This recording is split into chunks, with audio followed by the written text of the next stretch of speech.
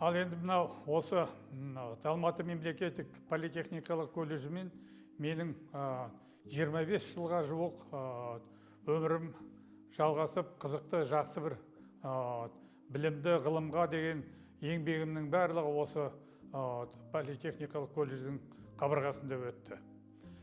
Осы мемлекеттік политехникалық колледжіне мен ризашылығымды әр уақытта білдіремін, себебі бүгінгі күнге дейін мінекей ақсақалдар деп, біздерді ветерандар деп ұмытып кетпей шақырып, біздің мінекей жастарменен бірге қарым-қатынасымызды, осы жастарға деген тәрбиемізді ары қарай жалғастырып беріңіз, келіңіз, жолығыңыз деп осында шақырып жастарменен көп кездесулерді ұйымдастырады. Осының барлығы мен ойлаймын, өсіп келе жатқан ұрпаққа үлкен өнеге өмір, үлкен бір тәрбиелік мәні бар жұмыс деп есептеймін. Бұл Алматы политехникалық колледждің тарихына келетін болсақ, Алматы политехникалық колледжі мына Алматы мемлекеттік кинотехникумнан бөлініп шыққан болады.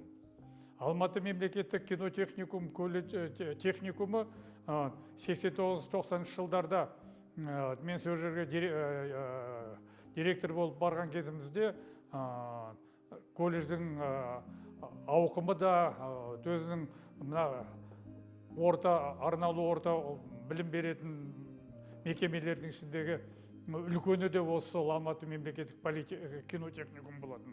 Сол кинотехникум сол кездерде мына Қырғыз Республикасына, Өзбекстанға мінекей, басқа да мінекей айналамыздың барлығына мамандықтарды тапсырыстарменен дайындап, үлкен ауқымды жұмыстарды жасап жататұғын. Сол мінекей 90 жылдардағы үлкен бір өзгерістер білім саласында жүріп жатты. Оны мінекей біздердің есімізде қалды. Жастар, сендер енді оның бәрі естеріңде қалған жоқ шығар.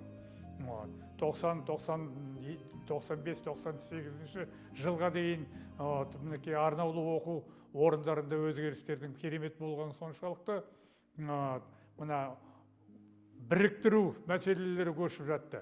Колледжді колледжға қосып, техникумды о кезде техникумға қосып, колледж ашып, училищелерді колледж жасап, мінекей осындай үлкен жұмыстардың атқарылған кезінде осы Алматы кинотехникумымен мінекей қазір біз отырған осы зданиялардың барлығы о кезде Алматы мемлекеттік машина жасау техникум болатын. Осы екеуін қосылды дағы, колледжға мені директорға екі колледжді қосқаннан кейін екі колледждің коллективімен бірге, екі колледждің толық контингентімен бірге осы жерге директор болып келдім. Сонан бері осы мінекей колледжді басқарып жүріп, о кездегі атынды өзгертіп, политехникалық колледж деп атын өзгерткеніміздің де үлкен себебі болған болады. О кезде мінекей политехникалық институты, политехнический институт деп аталады. Сол кезде 90-шы жылдың ортасынан ауғаннан кейін ғой деймін, 2000 жылдың басында Национальный технический университет, Қазақ ұлттық университет деп политехникалық колледж институт өзінің атын өзгертті. Өзінің атын өзгерткеннен кейін енді мен сол университеттің ректорына Шайхудинов Еренғайып Мәлігүліне барып, сіздер енді мінекей өзгеріп жатырсыздар, ұлттық техникалық университет болып жатырсыздар.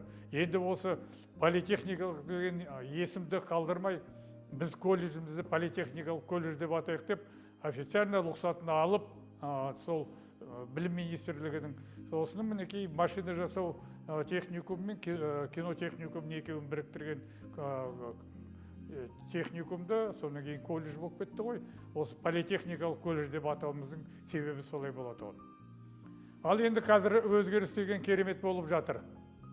Мына заманның талабына сай, осы өзім басқарған, мінекей 23-24 жыл басқарған колледжімді кейде келген кезде өзім танымай қалам.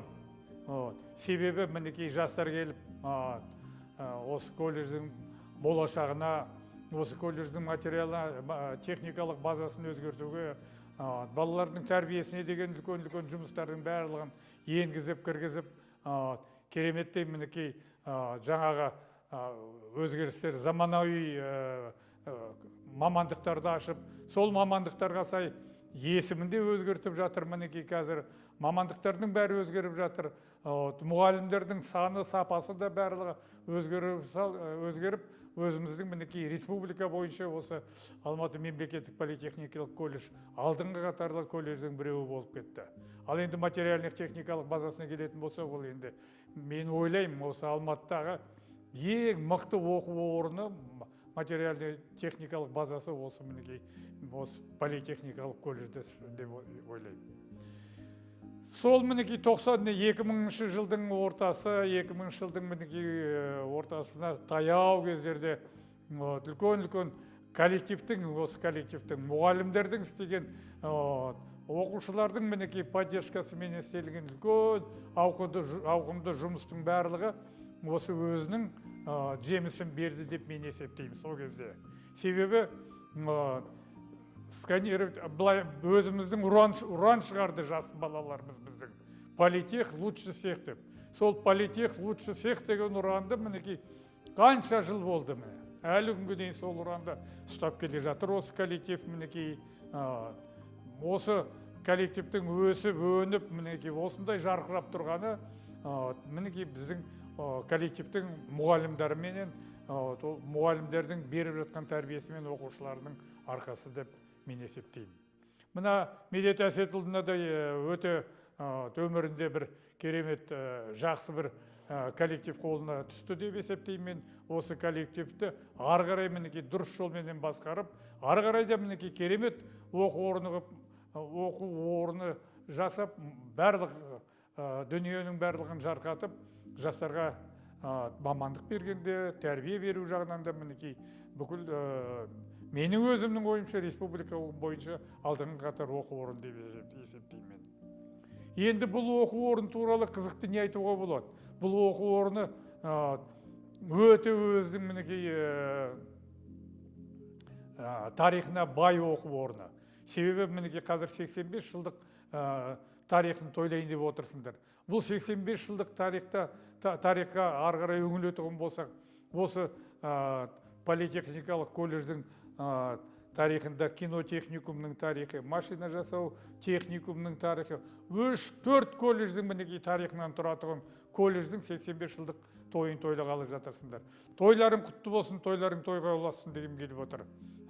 Абиырлы атақты колледждің абиырын атағын ары қарай жалғастыра беріңдер. Қазіргі заманауидің мінекей талабына сай жастарға білім беріп жатырсыздар. Оның барлығын көріп, біліп отырмыз.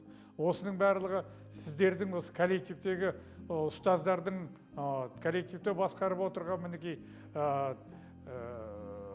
басшылардың арқасы. Осы басшыларды қолдап, қоршап, коллективтің ұжымының білгірлігіменен абир атағы көтеріле берсін.